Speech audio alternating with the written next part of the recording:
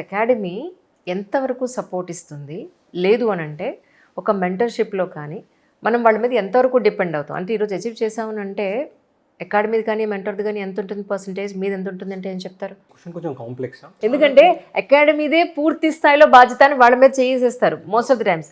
అంటే వాళ్ళు మా చేత చదివించలేదండి, వాళ్ళు ప్రిపేర్ చేయించలేదండి, వాళ్ళు ఇలా చేయలేదండి, అలా చేయలేదండి. సో అందుకని అంటున్నాను నేను. That's what. హానెస్ట్లీ చెప్పాలంటే like I don't want to discourage poor students. Yeah. కొంతమంది అన్అఫోర్డబుల్ సిచ్యువేషన్స్కి వెళ్ళి వస్తారు.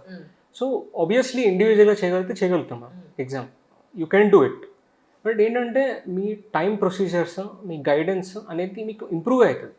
మీన్ ఒక సర్టెన్ లొకేషన్కి మనం నడుచుకుంటూ వెళ్ళొచ్చు, వెహికల్ తీసుకుని వెళ్ళొచ్చు. అదే విధంగా ఒక మెంటర్షిప్ అనేది, ఒక సర్ లాంటి గైడెన్స్ ఉండడం అనేది it will help you a lot. But some times కొన్ని కోచింగ్ ఇన్స్టిట్యూట్స్ వేరేవి ఇట్లా కొంచెం కమర్షియలైజ్ అవ్వడం చేయడం ద్వారా ప్రాబ్లం అవుతుంది, హిండరెన్స్ అవుతుంది స్టూడెంట్స్కి. So I want to assure దెమ్కి మీరు చేయగలుగుతారు, వితౌట్ ఎనీ కోచింగ్ ఇట్లా చేయగలుగుతారు.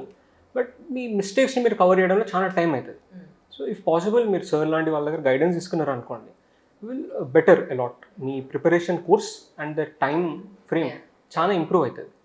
సో నేను అదే చెప్తున్నా, లైక్ మీరు ఆలోచించండి, మెట్రిక్స్ ఆలోచించి ముందుకెళ్ళండి. అండ్ ఐ థింక్ మంచి స్కోప్ ఉంటుంది if you have a good mentor. మీరు 100 మిస్టేక్స్లో నేర్చుకునేది ఒక 10 మిస్టేక్స్ నేర్చుకోవచ్చు.